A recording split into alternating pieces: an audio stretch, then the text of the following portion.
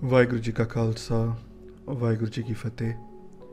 आगे बढ़ते हुए हमने पिछले सेशन में विचार की थी कि गुरु साहब को जब भाई मर्दाना जी के साथ गुरु महाराज जाते हैं तो उनको कुछ संत मिलते हैं जिनके बहुत ही डीप उनको प्रश्न आए होते हैं भगवान के रिलेटेड, और उनके बीच में क्या वार्तालाप होती है वो हमने पिछले सेशंस में देखा था। तो वो जो संत होते हैं वो बेनती करते हैं गुरु महाराज को कि हमको भी आपके साथ आगे बढ़ना है, हमें भी आपके साथ आगे जाना है। वो जो गुरु महाराज जो उदासी में निकले होते हैं वो कहते हैं कि हम आपसे बिछड़ नहीं सकते, अब हमें भी अपने साथ ही ले जाओ। तो गुरु महाराज फिर पाई मर्दाना जी, गुरु महाराज और जो बाकी के जो संत हैं वो अमीनाबाद की धरती पे पहुंचते हैं। अमीनाबाद आज के दिन में लैंदा पंजाब में है, पाकिस्तान में। गुरु महाराज क्या करते हैं वहाँ पर अमीनाबाद की धरती पे जब पहुँचते गुरु महाराज, तो वहाँ पर जो नगर है उसके बाहर ही गुरु महाराज बैठ जाते हैं और वहाँ पर जो भी घटनाएं घट रही होती हैं उसके बारे में वो सब चीज़ें देखते हैं। जब हम अमीनाबाद की बात करते हैं तो उस वक्त जो सिटी थी वो एक पठानों का राज था उस समय। और जब गुरु महाराज वहाँ पहुँचे थे भाई मर्दाना जी के साथ, तो वहाँ पर बहुत ही खुशी का माहौल था। बहुत ही एक तरीके से जैसे हम देखते हैं कि जब कोई फेस्टिवल आता है, जैसे ईद आती है या फिर दिवाली आती है, तो हर जगह बहुत रौनक होती है, एक अलग ही एक्साइटमेंट का माहौल होता है। तो वैसा ही एक माहौल था अमीनाबाद में। और वहाँ पर ये माहौल क्यों था? क्योंकि बहुत सारी जगहों पे डिफरेंट जगह पे कई जो मैरिज ओकेजन्स थे जिसकी वजह से ये बहुत ही उत्सुकता का माहौल था। तो वहाँ पर गुरु महाराज जैसे जो संत होते हैं, संत नॉर्मल तौर पे मांग के खाते थे, तो गुरु महाराज ने उनको और भाई मर्दाना जी को कहते हैं वो। और गुरु संगत जी, हम ये भी एक चीज़ का ख्याल रखें कि जो भी घटनाएं वापरती है, जो भी हम घटनाओं का जिक्र करते हैं, उसके पीछे एक रीज़न ज़रूर होता है। जो एंड रिजल्ट होता है, जो एक स्टार्टिंग पॉइंट और आउटकम के बीच में जो होता है, ठीक है, तो वो कोई ना कोई चीज़ को मीडियम बनना होता है उस चीज़ के लिए। तो वही हम देख रहे हैं कि कैसे जो है जो घटनाएं वापरती हैं, तो कई बार हमें लगता है कि ये ऐसा क्यों हुआ, भाई मर्दाना जी क्यों गए वहाँ पर, है ना। तो ये जो जब कोई घटना घटनी होती है तो वो एक मीडियम के तौर पे इतिहास में हमारे सामने आता है। तो वैसे गुरु महाराज जो संत होते हैं और भाई मर्दाना जी को गुरु महाराज कहते हैं कि नगर के अंदर जाओ और वहाँ से जो भी वहाँ पर लोग हैं, इतने उत्सुकता का माहौल है, लोग इतने महंगे महंगे कपड़े पहने हैं, वहाँ पर इतना खुले तौर पे भोजन जो है वो एक तरीके से डिस्प्लेड है। तो महाराज कहते हैं कि वहाँ जाओ और लोगों से मांग के आप जो है अपनी भूख दूर करो, और आते समय पाई लालो जी को मेरा सुनेहा देना, मेरा एक मैसेज देना कि गुरु महाराज ने उनको याद किया है। तो वो आउटस्कर्ट्स में बैठते हैं। तो वहाँ पर फिर जब भाई मर्दाना जी आगे जाते हैं उस पर बाद में विचार करेंगे। हम अभी थोड़ा सा उस माहौल की तरफ भी ध्यान दें कि उस समय जो अमीनाबाद की जो धरती है वहाँ पर कौन कौन सी घटनाएं घट रही थी उस समय। जैसे हमने अभी डिस्कस किया कि बहुत ही खुशी का माहौल है, लेकिन उस खुशी के माहौल में सब जो लोग हैं वो परमात्मा को विसर गए, परमात्मा को भूल गए। वो किसी को भी भगवान का चित नहीं है। संगत जी, हमने भी एक चीज़ नोटिस की होगी कि जैसे हमारे यहाँ भी जब कई शादियाँ होती हैं तो हम सब बहुत ही अच्छा ड्रेसअप करते हैं, हम सब अच्छे से अच्छा दिखने की कोशिश करते हैं। कई लोग मेकअप करते हैं, कई बहुत महंगे महंगे कपड़े खरीदते हैं, पहनते हैं। और उस समय कोई गरीब आ जाए, उस समय कोई जन आ जाए जो उस हाई स्टेटस का नहीं लगता हमारे साथ, तो हम उसके साथ रहना भी परहेज़ रखते हैं। उस चीज़ में हम आगे नहीं बढ़ते, क्योंकि हमारे अंदर एक बैक ऑफ द माइंड एक चीज़ होती है कि मैं अभी इतने अच्छे कपड़े पहना हूँ, तो अगर मैं इसके साथ विचर गया तो मेरे स्टेटस का क्या, लोग क्या सोचेंगे। तो वो एक एलिमेंट अंदर, एक जो मान है, जो ईगो है, उसका एक एलिमेंट अंदर आ ही जाता है। तो उस समय क्या हुआ कि जो लोग वहाँ पर तैयार हुए थे, बहुत महंगे महंगे कपड़े पहने उन्होंने, बहुत ही ज्वेलरी पहनी है, बहुत ही खूबसूरत लग रहे हैं सब। लेकिन उस समय क्या हुआ कि उस उत्सुकता में, उस खुशी में वो उस परमात्मा को विसार दिया उन्होंने, वो भूल गए उस भगवान को। और जितने भी वहाँ पर फ़कीर आते थे, जो भी लोग मांगने आते थे, उनका मजाक उड़ाया जाता था, उनको धक्के मार के बाहर निकाला जा रहा था। तो वहाँ पर जो है, जो मर्द हैं जो बारात में जो घोड़े पे सवार होते हैं, तो वहाँ पर वो उनके अंदर एक चीज़ थी कि हम अच्छे से अच्छा दिखे, और सब लोग जो अपोजिट जेंडर है उनको अपील करने के उसमें लगे हुए थे। तो वहाँ पर जो मर्द थे, वो जो घोड़े हैं, वो सुंदर स्त्रियों की तरफ चले जाना, तो जो भी जो शर्म है, जो भी मर्यादा है, उसका कोई हिसाब किताब नहीं रहा था। सब जो विषय विकार में ही फंसे हुए थे। जो शराब पीना और जो नाचना गाना, वो सब इतना कॉमन था कि संगत जी आप जानते ही हो कि जब ऐसा माहौल हो तो वो करतार की याद कहाँ से आएगी। तो उसी समय पर मर्दाना जी और जो बाकी जो संत हैं वो नगर के अंदर जाते हैं, और वहाँ पर जब वो भोजन मांगते हैं तो वहाँ पर उनको धक्के मार के बाहर निकाल दिया जाता है। भाई मर्दाना जी को इतनी ज़ोर से धक्का मारते हैं कि वो जब नीचे गिरते हैं तो उनको चोट लग जाती है, वो इंजर हो जाते हैं। और उसमें फिर वो खाली हाथ जो है, जो संत हैं और भाई मर्दाना जी वापस मुड़ आते हैं। लेकिन गुरु महाराज ने कहा था कि भाई लालो जी को सुनेहा देना कि गुरु महाराज ने उनको याद किया है। तो वो भाई लालो जी के घर जाते हैं गुरु महाराज से मिलने से पहले। जब वो भाई लालो जी के यहाँ आते हैं, भाई लालो जी बहुत ही प्यार वाले सिख होते हैं। वो दिन रात भक्ति करते हैं और गुरु महाराज को याद कर रहे होते हैं। उनको एक ही चीज़ सता रही होती है कि कब मुझे गुरु महाराज के दर्शन होंगे, कब गुरु महाराज मुझे याद करेंगे।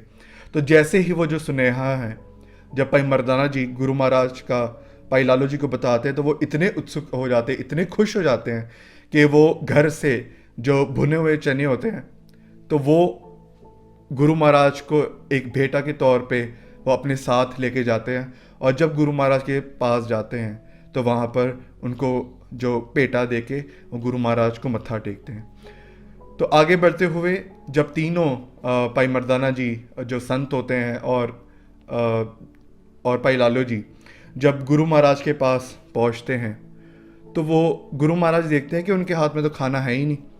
तो गुरु महाराज उनको पूछते हैं कि खाना क्यों नहीं लाए, कहाँ रह गया खाना। तो तब भाई मर्दाना जी और जो बाकी जो संत हैं, वो जो पूरा जो दृश्य होता है, पूरा जो इंसिडेंट होता है, वो बताते हैं गुरु महाराज को। और तब जो है गुरु महाराज को वीर रस आता है और गुरु महाराज फिर बाणी उचारते हैं कि आज ये लोग इतने खुश हैं, ये इतने एक खुशी के नशे में इतना खोए हुए हैं, इनको पता नहीं है कि ये जो आगे जो दौर आने वाला है वो क्या होगा। ठीक है, तो इसीलिए वो भाई लालो जी को संबोधित करते हुए ये गुरबाणी में भी ये जो बाणी है वो दर्ज है। तो भाई लालो जी को गुरु महाराज कहते हैं कि ऐसा मत समझना कि मैं इनको शराब दे रहा हूँ या कोई बुरा सोच रहा हूँ, लेकिन जो हुक्म उस परमात्मा का है, जो उनके साथ जो घटनाएं वापरने वाली हैं, वो जो सच है वो आपके सामने रखने जा रहा हूँ। तो गुरु महाराज फिर वहाँ पर उचारते हैं बाणी कि जैसी मैं आवे खसम की बाणी, तैसड़ा करी ज्ञान वे लालो। गुरु महाराज बहुत ही प्यार से भाई लालो जी को वर्णन करते हैं। हम पूरे शब्द को एक ब्रीफ तौर पे हम विचारेंगे कि आगे होने क्या वाला है। गुरु महाराज जो है भविष्य के बारे में बताते हैं कि आगे चलते चलते ये जो लोग इतने पाप कमा रहे हैं, जिन्होंने भगवान को विसार दिया है, ये जो पूरे विषय विकार में फंसे हुए हैं, आगे चल के बाबर नाम का ये जो पाप है, इनके इतने पाप जो इकट्ठे किए हुए हैं, ये एक फिजिकल फॉर्म लेगा। एक तरीके से कह सकते हैं कि वो जो पाप है वो एक फिजिकल ह्यूमन फॉर्म लेके बाबर के रूप में अमीनाबाद में कब्जा करेगा। और ये जो धरती है ये पूरी खून से लाल हो जाएगी। जो भी शर्म है, जो भी धर्म है, उस सब का विनाश हो जाएगा और यहाँ पर सिर्फ कूड़ ही बचेगा। जो काजी हैं, जो ब्राह्मण हैं, जो वो सब जो है कुछ नहीं कर पाएंगे, किसी को भी नाम नहीं जपने दिया जाएगा। सब जो है अपने वो कुछ भी नहीं कर पाएंगे। और आखिर में ये जो इतना खुशी मनाई जा रही है संगत जी, वो जो इतनी खुशी मनाई जा रही है, जहाँ पर काजी और ब्राह्मण अपने अपने धर्म के जो रिचुअल्स निभाते हैं अपनी शादियों के रिस्पेक्टिव रिलीजन्स के, लेकिन गुरु महाराज कहते हैं कि जब बाबर इन्वेड करेगा तो तब ये सब जो है वो शैतान का कब्ज़ा होगा। फिर आगे गुरु महाराज वर्णन करते हैं कि जो मुसलमान जो स्त्री हैं वो कुरान पढ़ पढ़ के पुकार लगाएंगे भगवान को कि बचा लो, हमें बचा लो। हाय हाय का माहौल होगा हर जगह। जो सनातन मत की जो स्त्रियां हैं, भले वो अपर कास्ट को बिलोंग करती है या भले वो लोअर कास्ट को बिलोंग करती हैं, वो सब जो है उनके ऊपर भी एक काल का जो फंदा है वो उनके ऊपर रहेगा। जो यहाँ पर इतने जो गीत गाए जा रहे हैं, यहाँ पर मैरिज में आप जानते ही हो डिफरेंट जो फोक सॉन्ग्स हैं वो गाए जाते हैं, लेकिन महाराज लास्ट में फरमान करते हैं कि खून के सुहेले गावी है, नानक रत का कुंगू पाए वे लालो। महाराज आगे फरमान करते हैं कि जहाँ पर सिंदूर लगाया जाता है ना, वही उसके बदले खून का दौर होगा, पूरा खून की नदियाँ बहेंगी और ये जो स्त्रियाँ हैं ये भगवान को पुकार लगाएंगी, लेकिन वहाँ पर कोई भी सुनने वाला नहीं होगा उनको। तो जब भाई लालो जी ये जो दृष्टांत जो है, ये एक जो गुरु महाराज भविष्य के बारे में बताते हैं, तो वो जब भाई लालो जी सुनते हैं तो उनके मन में प्रश्न आते हैं कि जब ये मुगल आएंगे तो उस वक्त क्या होगा, कौन कौन सी घटनाएं घटेंगी उस समय, कितने समय तक ये जो मुगल है वो रहेंगे और ये जाएंगे कब, अगर आए हैं अभी तो जाएंगे कब। तो गुरु महाराज फिर आगे उसी शब्द में आगे फरमान करते हैं कि साहिब के गुण नानक गावे, मांसपुरी विच आक मसोला। महाराज यहाँ पर ये जो पूरा जो शब्द है उसमें जो बताते हैं कि ये जो पूरी जो सिटी है अमीनाबाद की, या फिर सैदपुर भी कहा जाता है उस सिटी को, तो वो जो पूरी जो सिटी है वो एक तरीके से मांसपुरी में बदल जाएगी। मांसपुरी का भाव कि हर जगह जहाँ भी आपकी नज़र जाएगी वहाँ पर आपको खून की नदियाँ ही दिखेंगी, वहाँ पर आपको लाश ही दिखेगी और कोई भी उसका लेखा चोखा नहीं देख पाएगा, इतनी लाशें होंगी। जहाँ भी आपकी नज़र जाएगी वहाँ पर लाश होगी, ठीक है। जहाँ जो करतार है जिसने ये पूरी सृष्टि बनाई, जिसने हम सबको वो पदार्थ दिए हैं जिससे हम सुख मानते हैं, वही ये जो एक तरीके से जो जजमेंट है वो पास करेंगे और उसी के हुक्म के अंदर ये जो सब जो दृष्टांत है वो होगा। लेकिन ये जो कपड़ा है जो हिंदुस्तान का, ये एक तरीके से पूरा ख़त्म हो जाएगा, बिखर जाएगा एक तरीके से। इतनी तबाही जो है गुरु महाराज उसका वर्णन करते हैं। फिर जो गुरु महाराज जो सवाल पूछा था भाई लालो जी ने कि अभी ख़त्म कैसे होगा, तो गुरु महाराज फिर एक अंदेशा देते हैं। महाराज कहते हैं कि आवन 78 जान 97 होर भी उठसी मर्द का चेला। महाराज कहते हैं कि मर्द का चेला उठेगा और वो चैलेंज करेगा मुगलों को, और उनके दौर में उनको टक्कर दी जाएगी, और जैसे जैसे वो एक जंग होगी वैसे वैसे धीरे धीरे करके वो जो मुगलों का राज है वो यहाँ से जाएगा। तो गुरु महाराज ने इस समय जो है जो खालसा का जो प्रगट होना है वो गुरु महाराज ने सीधे तौर पे भाई लालू जी को बताया था कि 10वें जामे में जब गुरु गोबिंद सिंह जी के रूप में गुरु नानक देव जी पातशाह आएंगे, तो जब उस समय जो धर्म युद्ध होंगे मुगलों के साथ और जो बाकी जो दुष्ट हैं उनके साथ, तो उस समय उनके साथ जब जो सत्य का जब समय होगा, उस परमात्मा का हुक्म आएगा, तो तब वो खालसा जो टक्कर लेगा मुगलों से और ये जो जुल्म है उसके खिलाफ लड़ाई होगी। और उस धर्म युद्ध में फिर धीरे धीरे करके जो मुगलों का राज है वो यहाँ पर चला जाएगा। तो महाराज ने अप्रॉक्सीमेटली कहा था कि 219 ईयर्स का एक तरीके से राज होगा उस धरती पे।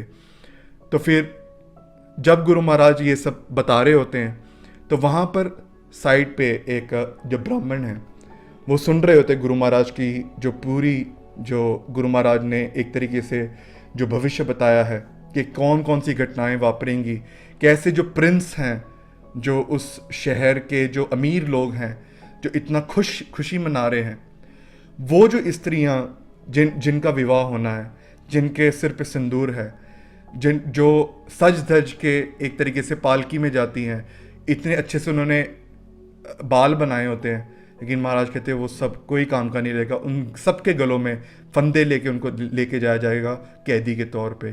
तो जब ये जो भयानक दृष्टांत जब बताते हैं गुरु महाराज, तो वहाँ पर एक जो ब्राह्मण होते हैं वो सुन रहे होते हैं वहाँ पर गुरु महाराज को, और उनके अंदर एक डर पैदा हो जाता है। तो वहाँ पर वो जो ब्राह्मण है वो अपने घर जाता है और वहाँ पर गुरु महाराज के लिए प्रसादा पका के जो खाना है, वो जो भोजन है, वो गुरु महाराज के आगे पेट कर देते हैं और बेनती करते हैं कि गुरु महाराज आप बहुत ही बड़े पहुंची हुई हस्ती लग रहे हो कि आपने इतना बड़ा भविष्य है हमारे सामने आपने रखा है। आप बेनती है आपके चरणों में कि आपने ये जो वचन है, आप तो कुछ भी कर सकते हो, आप उस जो परमात्मा का जो हुक्म है आप बेनती करो तो परमात्मा की ज़रूर सुनता है। तो आप कृपा करो कि ये जो आपने जो वचन बोले हैं उसको वापस मोड़ दो, उसको वापस मोड़ दो। तो तब गुरु महाराज कहते हैं कि जो वचन होते हैं ना संगत जी, जो गुरु महाराज वहाँ पर कहते हैं कि जो वचन है वो हाथी के दांत की तरीके से होते हैं। संगत जी हम सबको पता है कि जो हाथी के जो दांत होते हैं, जो खाने के और दिखाने के कुछ और होते हैं, लेकिन जो दिखाने वाले होते हैं जो बाहर की तरफ जाते हैं, तो हम सबको पता है कि एक बार जो 2 दांत जब बाहर आ जाएं तो वो वापस अंदर नहीं जाते, कभी वो बाहर ही रहते हैं। तो गुरु महाराज कहते हैं कि वैसे ही संत के बोल होते हैं कि एक बार संत के वचन हो जाएं, एक बार उस करतार का हुक्म है तो वो तो होना ही होना है। लेकिन गुरु महाराज फिर दिलासा भी देते हैं कि तुम हमारी शरण आए हो तो तुम्हें कुछ भी नहीं होगा, तुम्हें कुछ भी नहीं होगा। तो वहाँ पर गुरु महाराज फिर भाई लालो जी और जो ब्राह्मण आए होते हैं उनको हुक्म करते हैं। रात का माहौल, रात हुई होती है जब गुरु महाराज जी वचन कर रहे होते हैं। गुरु महाराज कहते हैं कि फटाफट अपना जो भी सामान है घर पे उन सब कुछ संभाल लो, सब जो परिवार है उन सबको इकट्ठा कर लो और यहाँ से निकल जाओ। यहाँ पर 4 कोस की दूरी है, 4 कोस की दूरी पर एक तालाब आएगा, वहाँ पर जाके आप वहाँ पर अपना डेरा लगा लो, तुम्हें कुछ भी नहीं होगा और जल्दी से जल्दी करो क्योंकि कल सुबह हमला हो जाएगा। तो वहाँ पर जो भाई लालो जी और वो जो ब्राह्मण होते हैं वो सत वचन कह के बिना कुछ पूछे, बिना कुछ तर्क किए वो वहाँ पर अपने परिवार के साथ सामान पैक करके वो अमीनाबाद की धरती को छोड़ जाते हैं। तो इससे जब अभी तक की जो हमने लर्निंग्स देखी, अब तक जो हमने साखी देखी, उससे कौन कौन सी लर्निंग्स मिलती हैं उसके बारे में हम विचार करते हैं थोड़ा, फिर हम साखी में आगे बढ़ेंगे। सबसे पहली लर्निंग जो हमें मिलती है कि जब आप उस परमात्मा की शरण आते हो, जब आप गुरु महाराज की शरण पे आते हो तो गुरु महाराज आपकी लाज ज़रूर रखते हैं। वो भले किसी भी रूप में रखें, किसी भी इंसान के रूप में आएँ, लेकिन आपकी लाज ज़रूर रख लेते हैं। इसी का एक एग्ज़ाम्पल जो है, जैसे हम सबको पता ही है कि उस वक्त की जो नशे में ताकत, जो पावर की जो नशे में जो सरकार ने दरबार साहिब पे हमला किया था, करवाया था 1984 में, उस वक्त में एक जो घटना आती है भाई हरी सिंह की। तो भाई हरी सिंह उस वक्त बताते हैं कि उस वक्त जब हमला हो रहा था तो वहाँ पर वो उस समय दरबार साहिब के कॉम्प्लेक्स में ही थे। दरबार साहिब मतलब संगत जी गोल्डन टेम्पल जिसको कहते हैं हम। तो आगे जितने भी सेशन में जितनी बार नाम आएगा तो दरबार साहिब नाम से किया जाएगा, तो हम सब याद रखें कि वो दरबार साहिब है, गोल्डन टेम्पल बोलने में थोड़ा परहेज़ करें। तो दरबार साहिब के कॉम्प्लेक्स में ही जो है हरी सिंह थे वहाँ पर कई सिंहों ने देखा वहाँ पर कि जो हरी सिंह जो है ना वो कभी अंदर जाते हैं, कई जो कीर्तनीय जो फंसे होते हैं अंदर उनको बाहर लेके आते हैं। संगत जी जब हम उस दौर पर भी देखते हैं कि जब जंग हो रहा था वहाँ पर भी इतनी गोलियों की बौछार थी कि एक तरीके से हम कह सकते हैं कि बारिश गिर रही थी गोलियों की। तो उस समय भाई हरी सिंह जाते हैं वहाँ पर, तो कीर्तनी है उनको वापस लेके आते हैं, फिर अंदर जाते हैं, फिर कोई जो ग्रंथी फंसे होते हैं उनको बाहर लेके आते हैं। तो कई जो सिंह जो वहाँ पर संघर्ष कर रहे थे, तो वहाँ पर उनको पूछा जाता है भाई हरी सिंह को कि आपको डर नहीं लगता, बाहर इतनी गोलियों की बौछार हो रही है, जो डिफरेंट मिसाइल्स चलाई जा रही, जो हथियार जो इस्तेमाल हो रहा है वहाँ पर, आपको डर नहीं लग रहा कि आप उनके बीच में जाओगे, मारे जाओगे? तो भाई हरी सिंह जी ने बहुत ही प्यारी बात कही वहाँ पर, वो हमें ज़रूर याद रखनी है। गुरु महाराज कृपा करे कि हमारे अंदर भी वो चीज़ बस जाए। वहाँ पर भाई हरी सिंह जी कहते हैं कि गोली लगेगी कब? महाराज कहते कि अगर गुरु रामदास जी पातशाह का हुक्म हुआ तो मुझे गोली लग जाएगी, अगर गुरु रामदास जी पातशाह का हुक्म नहीं है तो गोली मुझे छू भी नहीं सकती। संगत जी, ये कहना आसान है, लेकिन उस समय जब हमारी जान पे बनाती है ना, जब हमारे लाइवलीहुड पे बनाती है, जब हमारी जान पे बनाती है, तब इस उसूल पे, उस एसेंस को मानना बहुत ही डिफरेंट चीज़ होती है। तो वहाँ पर जो सिंह है वो हैरान हो जाते हैं। संगत जी जो दरबार साहब वहाँ गए हैं उनको पता होगा कि एक रूम है वहाँ पर, कॉम्प्लेक्स में ही एक जगह है जहाँ पर हर रोज़ का हुक्मनामा साहिब लिखा जाता है, ठीक है। तो वहाँ पर हुक्मनामा साहिब जहाँ लिखा जाता है उसके बाहर भाई हरी सिंह बैठ जाते हैं और वहाँ पर बैठ के गुरबाणी का पाठ करना शुरू कर देते हैं। तो उनके पास एक लंबे से हट्टे कट्टे सिंह आते हैं और वो भाई हरी सिंह को कहते हैं कि अच्छा पाजी गुरबाणी पढ़ रहे हो? तो भाई हरी सिंह जी कहते हैं हाँ जी गुरबाणी पढ़ रहे हैं। तो वो सिंह कहते हैं अच्छा चलो ठीक है। वो अंदर चले जाते हैं, फिर बाहर आते हैं, फिर कुछ समय बाद बाहर आते हैं और कहते हैं भाई हरी सिंह जी को, कहते हैं कि आप बाणी पढ़ रहे हो? भाई हरी सिंह जी कहते हैं हाँ जी बाणी पढ़ रहा हूँ। फिर वो वहाँ से चले जाते हैं। ऐसे 3-4 बार जो चीज़ होती है वो सिंह वापस आता है, पूछता है वो चीज़। तो भाई फिर कुछ समय बाद जो सिंह होता है वो आके भाई हरी सिंह जी को बेनती करता है कि यहाँ पर अब सेफ नहीं है बाहर बैठना, आप अंदर आ जाओ। तो हुक्मनामा साहिब के बाजू में ही आपने संगत जी जिन्होंने जो दरबार साहिब में दर्शन किया होगा, तो उसके बाजू में ही अखंड पाठ चल रहा होता है वहाँ पर आज के दिन में। तो वो जो कमरा है उसके अंदर जो सिंह है और वो भाई हरी सिंह दोनों चले जाते हैं वहाँ पर। और भाई हरी सिंह जी देखते हैं कि वो जो सिंह है ना वो आराम से विश्राम कर रहे होते हैं, बाहर जंग चल रही है, वहाँ विश्राम कर रहे होते हैं। तो भाई हरी सिंह जी को एक अंदर से फीलिंग आती है कि ये जो सिंह है वो कोई आम पुरख नहीं है, इतनी बेपरवाही होना कोई आम इंसान की बात नहीं है। तो वहाँ पर कुछ समय बाद जो है वो जो सिंह है वो उठते हैं और भाई हरी सिंह जी को कहते हैं कि चलो मेरे साथ। भाई हरी सिंह जी कहते हैं कहाँ जा रहे हैं हम? वो कहते हैं चलो चलो अभी यहाँ पर अभी सेफ नहीं है। वो उनको लेके जाते हैं बाहर, उस कमरे से बाहर निकलते हैं जहाँ पर हुक्मनामा साहिब जहाँ पर लिखा जाता है, उसके बाजू वाले कमरे से वो निकलते हैं और श्री अकाल तख्त साहिब के पीछे से वो निकल जाते हैं वहाँ पर। और वहाँ पर छोटे छोटे घर जो है वो पीछे होते हैं अकाल तख्त साहिब के। तो वहाँ पर वो जो सिंह है वो भाई हरी सिंह जी के आंखों में जो आंखें बंद कर देते हैं भाई हरी सिंह जी के, क्योंकि भाई हरी सिंह जी के मन में एक चीज़ आती है कि हम बाहर कैसे निकली, इतनी बौछार हो रही है ना।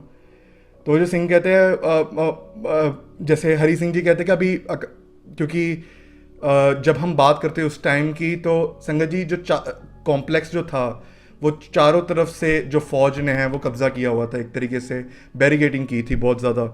तो हरी सिंह जी के मन में आया कि अभी बैरिगेट किया होगा, हमें पकड़ लिया जाएगा। तो वहाँ पर वो जो सिंह होते हैं कहते हैं आप फिक्र मत करो, मुझे कुछ नहीं कहते वो। तो वहाँ पर वो जो सिंह होते हैं वो भाई हरी सिंह जी की आंखें बंद करते हैं और कहते हैं कि वाहिगुरु बोल। जैसे ही भाई हरी सिंह जी वाहिगुरु बोलते हैं वो सीधा एक छोटे से घर में पहुंच जाते हैं और वो वहाँ से बच जाते हैं, निकल जाते हैं।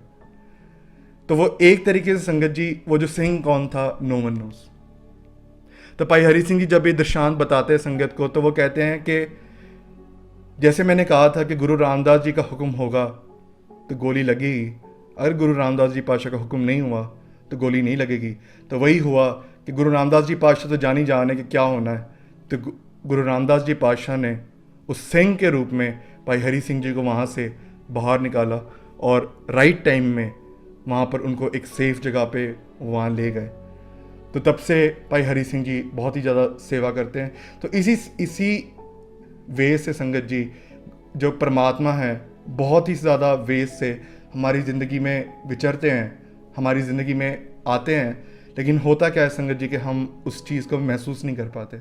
हमने कई सारी वीडियोस, कई सारे जो महापुरुषों की ज़िंदगी की जो बातें हैं वो हम वीडियोस से हम शेयर करते रहते हैं, हम अपने डिफरेंट प्लेटफॉर्म से, ताकि वो एक भरोसा बने, हमारी भी अंदर की आंखें खुलें और हमें भी दिखे कि कैसे वो परमात्मा हमारी ज़िंदगी में खेल खेलते हैं। तो हमें हमेशा बचा के रखते हैं। और दूसरी जो लर्निंग मिलती है कि हमेशा हमेशा गुरु साहब के बचनों पे पहरा देने की कोशिश की जाए, भरोसा किया जाए। कई बार संगत जी होता क्या है, अगर भाई लालो जी और जो ब्राह्मण थे वहाँ पर, गुरु महाराज ने कहा कि चलो अभी सामान पैक कर लो, कल सुबह हमला हो जाएगा। तो भाई लालो जी और ब्राह्मण जो थे वहाँ पर, उन्होंने एक बात की, सत्य वचन कहा और जो सामान पैक किया वहाँ से निकल गए। और अगर हमारे जैसे आज के युग के होते, कहते क्यों जाएं, क्या लॉजिक है इसके पीछे। और फिर जो आगे का दृष्टांत है जब हम बताएंगे आगे, चलो अभी हमने एक तरीके से देख ही लिया है कि होने क्या वाला है, तो वो वैसे ही हम चटक जाते। ठीक है, जो आते फौज आती हमें भी ले जाती साथ में। ठीक है, तो ये सब चीज़ें हम देखते नहीं, हम वचन मानते नहीं, लोगों की बातों में आ जाते हैं और फिर बाद में हमें पछताना पड़ता है। हम जब गिर जाते हैं, हम जब डिप्रेस हो जाते हैं, तब कोई साथ नहीं होता। जो हमें सलाह देते हैं कि ये मत कर, इससे कुछ नहीं होता, वही लोग फिर भाग जाते हैं और हम फिर अकेले रह जाते हैं। ठीक है, तो हमें जो लर्निंग मिलती है वो ये मिलती है कि गुरु साहब के वचन पे पूरा पहरा दिया जाए, भले वो हमें कोई भी हमें कुछ भी बोले कि प्रैक्टिकल नहीं लग रहा या कुछ भी है, लोगों की नहीं सुननी। ठीक है, तो ये इस चीज़ से बचा जाए। जो तो प्रेम खिलन का चाहो, सिर तर तली गली मेरी आओ, इतमारक पैर तरीजै, सिर दीजै कान ना कीजै। महाराज वहाँ पर कहते हैं कि अगर आपका हम सबको अगर गुरु साहब के साथ वो प्यार का खेल खेलना है, महाराज कहते हैं कि सिर तर तली गली मेरी आओ। अपना जो सिर है एक सरेंडर के तौर पे गुरु साहब के सामने लेके आओ, इतमारक पैर तरीजै, सिर दीजै कान ना कीजै। एक बार आपने कदम रख लिया, फिर आप पीछे मुड़ के नहीं देखना, फिर लोगों के ओपिनियंस को नहीं सुनना। लोग भले जो करें, आप पे हंसेंगे, लोग आपको मजाक उड़ाएंगे, आपको कहेंगे कि इससे कुछ नहीं होता, पागल बन रहे हो तुम, धर्म आपको पागल बना रहा है, लेकिन नहीं, हमें नहीं सुनना। फिर वो जो लोग कहते हैं उनका क्या हाल होता है और जो वचन मानते हैं उनका भी क्या हाल होता है, हम आगे देखेंगे। ऐसे ही गुरसिख की एक छोटी सी घटना आपके साथ हम शेयर करने चाहेंगे और उसके बाद हम आगे साखी की ओर कंटिन्यू करेंगे। वहाँ पर एक जो गुरसिख है, तो उन्होंने मुझे एक बात बताई थी कि उन्होंने जो है दुमाला साहब बांधा हुआ था ऊपर। दुमाला साहब संगत जी मीन्स, जैसे आपने देखा होगा कि नीले वस्त्र में पहने हुए जो निहंग होते हैं, उन्होंने सिर पे जो दस्तार सजाई होती है that is different than the rest of us, right. तो उसको दुमाला साहब कहा जाता है। तो वो स्पेसिफिक तौर का एक पगड़ी का जो एक रूप है। तो वो कहते हैं कि मैं दुमाला साहब सजा के जा रहा था। कई लोग होते हैं संगत जी जो कहते हैं कि जो दुमाला साहब है उसमें आप एक्सट्रीमिस्ट लगते हो, या फिर जो दुमाला साहब है वो पुराने ज़माने की बात होगी, आज के ज़माने में थोड़ी स्टाइलिश वाली डालनी चाहिए, बांधनी चाहिए पगड़ी, जो दाढ़ी है वो बांधनी चाहिए हमें। ठीक है, तो उस तौर पे देखा जाता है। तो वो जो सिंह है वो कहते हैं कि मैं दुमाला साहब सजा के जा रहा था और जो रोड का जो डिवाइडर होता है ना संगत जी, वहाँ पर वो रुके हुए थे। तो होता क्या है वहाँ पर कि एक बहुत ही बड़ी एक मिनी ट्रक आता है। मिनी ट्रक की स्पीड ऑलमोस्ट 60-70 के अराउंड होती है। और होता क्या है कि जब वो मिनी ट्रक बस आने वाली होती है ना उस डिवाइडर पे, उनकी तरफ, उस वो सिंह की तरफ, तो होता क्या है कि वो मिनी ट्रक के पीछे से ना कोई चीज़ बाहर लटक जाती है। मतलब कोई वो जैसे हम सबको पता है कि कोई ना कोई गुड्स कैरी करके जाती है वो मिनी ट्रक। तो 60 की स्पीड है और लास्ट मोमेंट पे, इससे पहले कि कुछ पता चले उस सिंह को, वो गुरसिख को, तो वो जो पीछे जो ऑब्जेक्ट होता है वो क्या है, वो कहते हैं कि मुझे नहीं पता क्या था वो, लेकिन कुछ भारी चीज़ थी, वो बाहर की तरफ लटक जाती है और सीधा उस सिंह के सिर पे बजती है। हमारा जो फोरहेड होता है वहाँ पर ज़ोर से जो है उसका इम्पैक्ट इतना ज़्यादा होता है कि वो डिवाइडर पे ही गिर जाते हैं। अभी वहाँ पर जब डिवाइडर पे गिरते हैं, इतनी ज़ोर से गिरे हैं कि लोग वहाँ पर इकट्ठा हो जाते हैं। लोगों को तो उम्मीद ही नहीं कि वो बचे होंगे, इतनी ज़ोर से वो गिरते हैं नीचे। जब वो उठते हैं वो रोड क्रॉस करते देखते हैं कि भाई क्या हो रहा है, उनको चक्कर आ रहे होते हैं, कुछ हो नहीं रहा होता उनको, उनसे लोग पूछते हैं कि चलो हम अस्पताल पहुंचा देते हैं, वो कहते हैं अभी लग नहीं रहा कुछ, मुझे खाली चक्कर आ रहे हैं और कुछ भी नहीं हो रहा। और वही सिंह कहते हैं कि आगे चल के हुए जब गुरुद्वारा साहब जाके उसी दिन जब वो दुमाला साहब खोलते हैं ना संगत जी, वहाँ पर रेड रेड निशान भी नहीं होता। वो जब मिरर पे देखते हैं रेड निशान भी नहीं होता।